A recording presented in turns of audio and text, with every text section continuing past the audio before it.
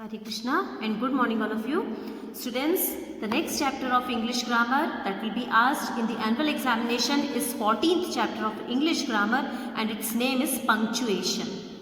Okay? Punctuation chapter ये भी आपको एग्जाम में आएगा. अब इस punctuation chapter में आपको apostrophe के बारे में से रिलेटेड एक्सरसाइज है. ठीक है, तो जो मेन एक्सरसाइज मैं एग्जाम में आपसे पूछने वाली हूँ उसको हम इस वीडियो में डिस्कस करेंगे. ओके, सम पंक्चुएशन मार्क्स. ओके, एपोस्ट्रोफे क्या होता है आप सब लोग जानते होंगे. एन एपोस्ट्रोफे मीन्स ऊपर इस तरह से कॉमा लगा होता है. Is used with an S to show that something belongs to someone. Apostrophe का यूज तब किया जाता है और एपोस्ट्रोफे के बाद एस लगा दिया जाता है. उसको लगाने से ये समझ में आता है कि वो चीज़ किसी को बिलोंग कर रही है, मतलब उसकी है ये चीज़. ठीक है, चलिए हम एग्जाम्पल के थ्रू देखते हैं. With singular nouns and collective nouns we place the apostrophe before S. ठीक है, जो सिंगुलर नाउन और कलेक्टिव नाउन होते हैं उनमें जो एपोस्ट्रोफे होता है वो एस के पहले लगाया जाता है. देखिए जैसे ये the tail of the cat, इसका मतलब है कैट की टेल. ठीक है, अब हमको इसको एपोस्ट्रोफे, ये तो पूरा एक इस तरह से लिखा, अब हमको इसको एपोस्ट्रोफे के फॉर्म में लिखना है तो क्या लिखेंगे द कैट्स टेल. तो इसका मतलब हो गया कैट की टेल.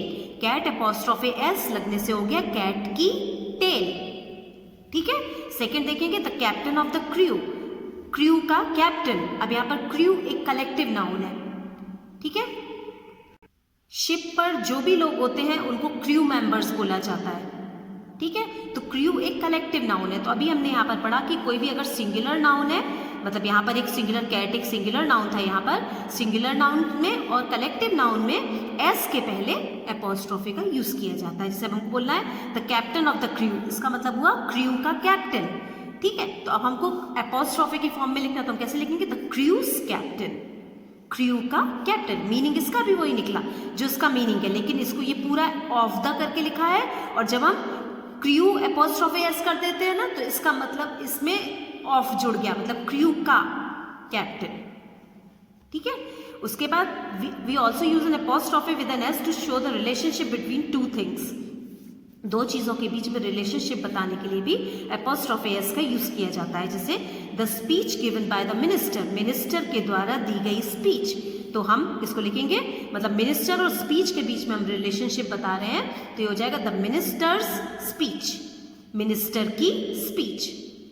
ठीक है, तो मतलब एपोस्ट्रोफे एस का मतलब होता है कि किसी को बिलोंग कर रही है, वो उसकी है वो चीज़. ठीक है, तो इस तरह से हम एपोस्ट्रोफे एस का यूज करते हैं. अब यहाँ पर हम एक एक्सरसाइज को सॉल्व करेंगे. Write the following phrases using apostrophe S. आपको ये फ्रेजेस हैं जिसको हमको एपोस्ट्रोफे एस के फॉर्म में लिखना है. ठीक है, मीनिंग यहाँ पर भी वही है और यहाँ पर भी वही है, लेकिन जब हम एपोस्ट्रोफे एस कर देते हैं तो ये हमको ऑफ मतलब होता है का, तो एपोस्ट्रोफे एस का मतलब ये होता है का, की, के. ये उसकी है, उसके है, मतलब उसको बिलोंग कर रही है, ये मीनिंग निकल आता है उसका.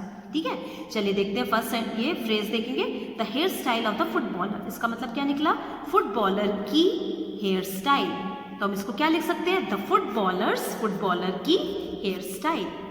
ऐसे लिख सकते हैं ना इसको, footballer apostrophe S hair style. Okay, the bicycle owned by Maria, bicycle जो मारिया ने ली, तो हम क्या लिख सकते हैं, मारियास बाइसिकल, मारिया की बाइसिकल. जो बाइसिकल मारिया ने खरीदी है वो मारिया की हो गई ना वो बाइसिकल, तो हम इसको कैसे लिख सकते हैं, मारियास बाइसिकल. ओके, थर्ड है the work of a day, एक दिन का काम. तो एक के लिए ए आ गया, अ डेज डे का, डे एपोस्ट्रोफे एस का मतलब क्या, डे का काम, एक दिन का काम. ठीक है, fourth the room that belongs to Mohan, वो रूम जो मोहन का है या मोहन को बिलोंग करता है, मोहन को बिलोंग करता है मतलब मोहन का है वो रूम, तो हम क्या लिख सकते हैं उसको, मोहन्स रूम, मोहन का रूम. मोहन का रूम ही तो मोहन को बिलोंग करेगा ना, Mohan's room, Mohan apostrophe S room. Okay, the handle of the suitcase, suitcase का हैंडल, तो हम इसको क्या लिख सकते हैं, the suitcase's handle, suitcase apostrophe S handle, suitcase का हैंडल. क्लियर. अब हम कुछ कॉन्ट्रैक्शन वर्ड्स के बारे में पढ़ेंगे. देखते हैं कॉन्ट्रैक्शन क्या होता है. Sometimes we write short forms of the two words using an apostrophe. कभी कभी हम टू वर्ड्स को शॉर्ट फॉर्म में लिखते हैं एपोस्ट्रोफे का यूज करके, जिसे आप यहाँ पर देख रहे होंगे. ठीक है, यहाँ पर आई और एम को हमने अपोस्ट्रॉफी लगाकर उसका शॉर्ट फॉर्म बना दिया। ठीक है, दीज आर कॉल्ड कॉन्ट्रैक्शंस, इनको कॉन्ट्रैक्शन बोला जाता है। जब हम टू वर्ड्स को अपोस्ट्रॉफी लगाकर लिख देते हैं तो उसको क्या बोलते हैं? कॉन्ट्रैक्शन, उसको शॉर्ट करके लिख देना। ठीक है, वी ओमिट वन और more letters from the two words, ये जो टू वर्ड्स होते हैं उनमें से हम ओमिट मतलब छोड़ देते हैं, ओमिट मतलब छोड़ देते हैं, हम इनमें से एक या दो लेटर छोड़ देते हैं इन दोनों वर्ड्स में से, और उसको and put an apostrophe in place of the omitted letters, और जो लेटर हमने इसमें से हटाया है उसकी जगह अपोस्ट्रॉफी आ जाता है। ठीक है, अब हम इनको इन वर्ड्स के थ्रू समझेंगे। I am, I and M, ये आई और एम इन टू वर्ड से मिलकर बना है, तो हमने इसमें ए को रिमूव, इसका शॉर्ट फॉर्म होगा आई एम। ठीक है, तो इसको हम कैसे लिखेंगे? आई अपोस्ट्रॉफी एम, इसमें ए को रिमूव करा और ए की जगह अपोस्ट्रॉफी लगा दिया, I apostrophe M. Next second है you are, you and are two words है, सो यहाँ पर ए हट जाएगा यहाँ से, and you apostrophe R E, इसका शॉर्ट फॉर्म हो गया यू आर का। ठीक है, शी इज में आई हट जाता है, शी अपोस्ट्रॉफी एस, इसको शी इज बोलते हैं, ये कॉन्ट्रैक्टेड फॉर्म है। ठीक है, I have, I and have, so I में एच और ए हट जाता है और आई अपोस्ट्रॉफी वी ई, इसको भी आई हैव ही पढ़ते हैं।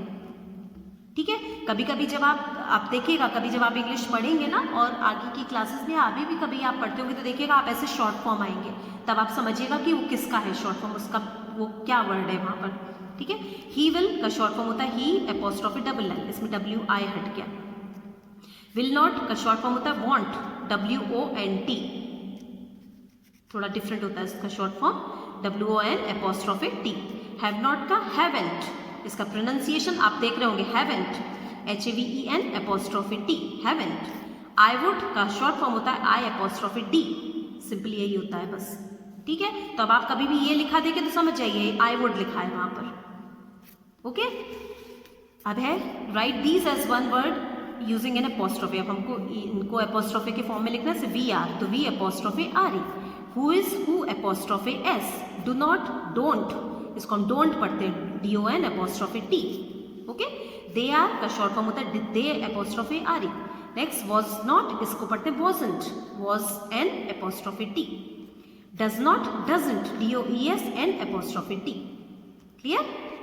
Now next topic is comma. Comma कहाँ कहाँ यूज किया जाता है? ठीक है, we use a comma to separate words in a list. कोई भी लिस्ट में अगर हम वर्ड्स लिख रहे हैं, एक लाइन से लिख रहे हैं, मतलब हॉरिजॉन्टली लिख रहे हैं, तो हम उनके बीच में कॉमा लगाते हैं ना, सेपरेट करने के लिए।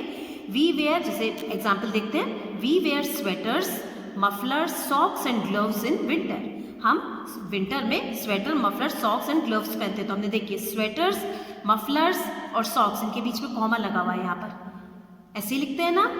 ठीक है, तो कॉमा का यूज एक तो इस तरह से किया जाता है। दूसरा है we use a comma to show a pause और a break between parts of a sentence. मतलब अगर सेंटेंस के टू पार्ट्स हैं तो उनके बीच में अगर हमको थोड़ा सा कहीं पर बीच में रुकना पड़ता है तो वहां रुकने के लिए भी कॉमा का यूज किया जाता है। शॉर्ट पॉज मतलब थोड़ी सी देर के लिए अगर रुकना होता है तो वहां पर थोड़ी सी देर रुकने के लिए किस पंक्चुएशन मार्क का यूज किया जाता है? कॉमा का यूज किया जाता है। ठीक है, तो आई नीड अ नोटबुक, मेरे को एक नोटबुक चाहिए, एक रूलर चाहिए एंड अ शार्प पेंसिल।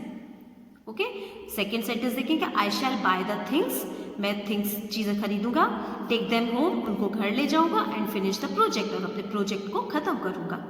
ठीक है, तो जब हमको थोड़ा थोड़ा रुक रुक के बोलना पड़ रहा है यहाँ पर कि आई शैल बाय द थिंग्स, मैं चीज़ें खरीदूंगा, टेक देम होम, उनको घर ले जाऊंगा, एंड फिनिश द प्रोजेक्ट, और अपना प्रोजेक्ट पूरा करूंगा, तो हमको यहाँ पर थोड़ा सा रुकना पड़ा, तो यहाँ पर कॉमा का से रुकने के लिए कॉमा का यूज किया जाएगा। ठीक है, नेक्स्ट है यहाँ पर we use a comma after introductory word such as yes और नो। जब भी सेंटेंस में येस और नो आते हैं तो उनके बाद में भी कॉमा का यूज किया जाता है। जैसे yes I will wait for your call, हाँ मैं तुम्हारे कॉल का वेट करूंगा। ठीक है, और अगर नो भी होता तो नो के बाद में भी कॉमा लगता है। Okay, we also use a comma to separate the name of a person being spoken to from the rest of the sentence. Comma का यूज उस कंडीशन में भी किया जाता है कि जब अगर किसी पर्सन को हम बोल रहे हैं सामने, जैसे मान लो कोई पर्सन किसी राघव नाम के लड़के को बोल रहा है, Raghav I will call you today, तो राघव के जिसको भी हम बोल रहे हैं ना तो हम उसके बाद में कॉमा लगाएंगे लिखते समय। बोलते समय तो नहीं होगा, बोलते समय हम थोड़ा सा रुकते हैं, Raghav I will call you today या I will call you tomorrow, ऐसे है ना। तो जिसको भी हम बोल रहे हैं तो उसके बाद में कॉमा का यूज किया जाता है। ठीक है, अब इससे रिलेटेड हम एक एक्सरसाइज करेंगे, पंक्चुएशन मार्क्स से रिलेटेड एक्सरसाइज करेंगे। आप सब लोगों को पता है पंक्चुएशन मार्क्स क्या होते हैं सेंटेंस में, कि जब भी हमको सेंटेंस में कैपिटल लेटर में एक तो लिखा जाता है, सेंटेंस का स्टार्टिंग लेटर कैपिटल होता है, एक तो ये बात आप लोगों को पता होगी। और अगर सेंटेंसेस के बीच में कोई भी प्रॉपर नाउन्स आ रहे हैं तो उनका फर्स्ट लेटर भी कैपिटल लिखा जाता है, ठीक है। एक तो ये हो गया पंक्चुएशन, पंक्चुएट करना सेंटेंस को, मतलब उसको प्रॉपर वे में लिखना, ठीक है। हम ऐसे नहीं कर सकते कि स्टार्टिंग लेटर स्मॉल कर दिया, प्रॉपर नाउन स्मॉल लेटर में लिख दिया, वो गलत होता है लिखना, ठीक है। एक तो पंक्चुएशन करना होता है कि सेंटेंस जहाँ पर कैपिटल लेटर लिखा जाना चाहिए सेंटेंस में, वहाँ पर लेटर को कैपिटल लिखना चाहिए, ठीक है। सेकंड है कॉमा, कॉमा का यूज, कॉमा भी एक पंक्चुएशन मार्क है। फुल स्टॉप सेंटेंस के एंड में लगाए जाते हैं। क्वेश्चन मार्क, अगर क्वेश्चन पूरा पूछा जा रहा है सेंटेंस में तो at the end question mark is put, question mark लगाया जाता है। क्वेश्चन अगर पूछा जा रहा है तो हम एंड में क्या लगाते हैं, क्वेश्चन मार्क लगाते हैं। एक्सक्लेमेशन मार्क, अगर एकदम से कोई आश्चर्य होता है हमको अंदर से, और या दुख होता है, एंगर होता है, कोई भी खुशी होती है अंदर से, तो इस तरह के सेंटेंसेस के एंड में एक्सक्लेमेशन मार्क लगाया जाता है। जैसे मैं एक एग्जांपल देती हूँ, wow what a beautiful car, जैसे मैंने ऐसे बोला तो हम वाओ के बाद कॉमा लगाएंगे, हमको आश्चर्य हुआ एकदम से, wow what a beautiful car, ठीक है। दूसरा मैंने बोला oh God he is no more, तो यहाँ पर हमको एकदम से दुख हुआ, oh God he is no more, oh God के बाद में exclamation mark, he is no more, ठीक है। और इसी तरह से अगर हमको किसी पे गुस्सा आ रहा है, एकदम से अचानक से हमको जो फीलिंग आती है ना अंदर से, तो वो सारे एक्सक्लेमेटरी सेंटेंस होते हैं, उनके एंड में एक्सक्लेमेशन मार्क ये वाला लगता है। और एपोस्ट्रोफी, जो कि अभी हमने देखा, एपोस्ट्रोफी का यूज करना, ठीक है। तो इन पंक्चुएशन मार्क्स के बारे में हम पढ़ेंगे, इनके अलावा और भी होते हैं, बट अभी आपको इसके यहाँ पर इतने ही दिए हुए हैं, ठीक है। इनमें आपको इन सेंटेंसेस को क्या लिखा है, punctuate the following sentences, in sentences को आपको पंक्चुएट करना है। यूज कैपिटल लेटर्स, जहाँ पर कैपिटल लेटर करने की जरूरत है वहाँ पर कैपिटल लेटर लिखना है। कॉमा, जहाँ कॉमा लगाने की जरूरत है वहाँ comma. Full stop, question mark, exclamation mark, apostrophe wherever needed, जहाँ जहाँ पर भी इन सब की किसी की भी जरूरत है तो वहाँ पर ये करके और सेंटेंस को प्रॉपर वे में लिखना है, ठीक है। फर्स्ट देखते हैं, Anuj, Ankita and Pooja enjoyed the band's performance. इसका मतलब हुआ अनुज, अंकिता और पूजा ने एंजॉय किया बैंड की परफॉर्मेंस को। तो अब देखिए, अनुज एक प्रॉपर नाउन है इसलिए इसका ए कैपिटल होगा। अनुज के बाद में अंकिता दूसरा पर्सन का नेम हो गया इसलिए इसके बीच में कॉमा आएगा। फिर अंकिता फिर से प्रॉपर नाउन है तो इसका भी ए कैपिटल होगा। उसके बाद एंड पूजा भी एक प्रॉपर नाउन है इसलिए पूजा का पी भी कैपिटल होगा। एंजॉयड द बैंड की, अब हमने पढ़ा था कि बैंड की करने के लिए हम बैंड एपोस्ट्रोफी एस परफॉर्मेंस, ठीक है, बैंड्स परफॉर्मेंस, और एंड में फुल स्टॉप आ जाएगा। सेंटेंस एंड होता है तो वहां पर क्या आता है, फुल स्टॉप लगाना मस्ट होता है। इसका अगर आप फुल स्टॉप नहीं लगा रहे तो इसका मतलब है कि सेंटेंस अभी आपका फिनिश नहीं हुआ है, ठीक है। तो ये नॉर्मल सेंटेंस में कोई क्वेश्चन नहीं पूछा जा रहा, ना ही कोई एक्सक्लेमेशन है, इसलिए इसके एंड में फुल स्टॉप आएगा, ठीक है। सेकंड देखते हैं, I went to a concert last evening. मैं लास्ट इवनिंग एक कॉन्सर्ट में गया था, म्यूजिक कॉन्सर्ट जैसे होते ना, सभा जिसको बोले के, ठीक है। So I went to concert last evening. So I का आई कैपिटल हो जाएगा, फर्स्ट लेटर आई कैपिटल होगा। आई हमेशा स्टूडेंट्स कैपिटल लिखा जाता है, ये तो स्टार्टिंग लेटर है। और अगर बीच में भी आई आता है ना, मैं के लिए जो आई होता है वो हमेशा कैपिटल लिखा जाता है सेंटेंस के बीच में आने पर भी, ठीक है। I went to a concert last evening and end में फुल स्टॉप आएगा। इसमें कहीं पर और कोई कॉमा या एपोस्ट्रोफी या क्वेश्चन मार्क कुछ भी नहीं आएगा इसमें, ठीक है। सेकेंड, थर्ड है, the drummer, the guitarist and the singer were truly amazing. अब यहाँ पर देखिए, द का टी कैपिटल हो जाएगा यहाँ पर, क्योंकि फर्स्ट लेटर सेंटेंस का कैपिटल होता है। द ड्रमर, द गिटारिस्ट, उसके बाद हम फिर कॉमा लगाएंगे, ठीक है। द गिटारिस्ट, तो द का टी कैपिटल करने की जरूरत नहीं है हमको। The guitarist and the singer were truly amazing, were truly amazing. और बाकी का सेंटेंस वैसे का वैसे ही लिख देंगे। हमको यहाँ पर कोई और अलग से यहाँ पर कॉमा लगाने की जरूरत नहीं है, ना ही कोई क्वेश्चन पूछा जा रहा है तो क्वेश्चन मार्क भी नहीं आएगा, एक्सक्लेमेशन भी नहीं है, नॉर्मल फुल स्टॉप आएगा सेंटेंस के एंड में, ठीक है। सिर्फ हमको इसमें यहाँ पर कॉमा लगाना था। इसमें सेंटेंस में क्या पंक्चुएट करना था हमको, एक तो यहाँ पर कैपिटल लेटर करना था और यहाँ पर कॉमा लगाना था हमको।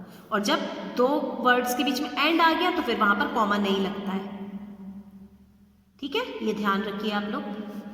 फोर्थ सेंटेंस देखेंगे, we got free shirts, caps and posters with the band's name on them. We got, हमें मिली, फ्री शर्ट्स, शर्ट फ्री में मिली, caps and posters with the band's name on them, band के name के साथ में हमें ये सब चीज़ें मिली। अब देखिए इसमें क्या करेंगे हम, वी का डब्ल्यू कैपिटल हो जाएगा, वी गॉट फ्री शर्ट्स के बाद comma caps and posters with the band के नेम, बैंड अपॉस्ट्रोफी एस, तब बनेगा बैंड्स, बैंड का नेम, बैंड के नेम के साथ में हमें ये सब चीज़ें फ्री मिली। ठीक है, कि जो भी हमको चीज़ें मिली उस पर बैंड का नेम लिखा हुआ था। क्लियर हुआ आप लोगों को? और एंड में इसमें क्या आएगा, फुल स्टॉप आएगा, क्योंकि कोई क्वेश्चन नहीं है, कोई एक्सक्लेमेशन नहीं है इसमें। ठीक है, नेक्स्ट देखेंगे Surabhi will you come with us. अब आपको इससे क्या लग रहा है, कोई क्वेश्चन पूछा जा रहा है शायद, तो सुरभि का एस कैपिटल हो जाएगा। और जब हम किसी पर्सन से बोलते हैं, अभी हमने पढ़ा था कि जब हम किसी पर्सन को बोल रहे हैं कोई बात, तो उसके बाद कॉमा लगता है, Surabhi will you come with us, end में क्वेश्चन मार्क आ जाएगा क्योंकि क्वेश्चन पूछा जा रहा है। ठीक है, yes I would love to, yes के बाद कॉमा आएगा क्योंकि हमने पढ़ा था येस और नो के बाद कॉमा आता है, उसके बाद आई का, ये आई कैपिटल हो जाए क्योंकि हमेशा कैपिटल लिखा जाता है, yes I would love to, मैं भी इसको लेना पसंद करूँगा।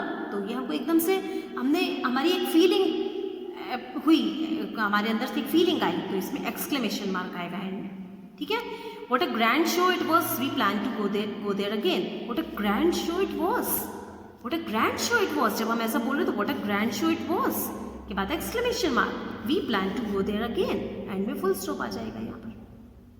ठीक है, तो जब हमको आपको ऐसा लगे कि हम एकदम से कोई हमको अंदर से आश्चर्य हो रहा है, दुख हो रहा है, एकदम से गुस्सा आ रहा है, तो उन सेंटेंसेस के एंड में एक्सक्लेमेशन मार्क लग जाएगा। और यहाँ पर क्वेश्चन पूछा गया तो क्वेश्चन मार्क आ गया, किसी भी पर्सन को हम बोलते हैं तो उसके बाद कॉमा लगाया जाता है, येस और नो के बाद कॉमा लगाता है, आई हमेशा कैपिटल लिखा जाता है, और प्रॉपर नाउन्स जो होते हैं वो भी हमेशा कैपिटल लिखे जाते हैं, उनके फर्स्ट लेटर हमेशा कैपिटल आता है। तो इस तरह से ये सेंटेंसेस को अच्छे से समझ कर आप लोग इस लेसन से रिलेटेड जो भी एक्सरसाइज एनुअल एग्जाम सिलेबस में है उसको अच्छे से समझ कर सॉल्व करिएगा। ओके, जिससे आपको एग्जाम में आप बहुत अच्छे से उस चीज़ को सॉल्व कर पाए। Okay, so that's all for today. Thank you all of you, take care.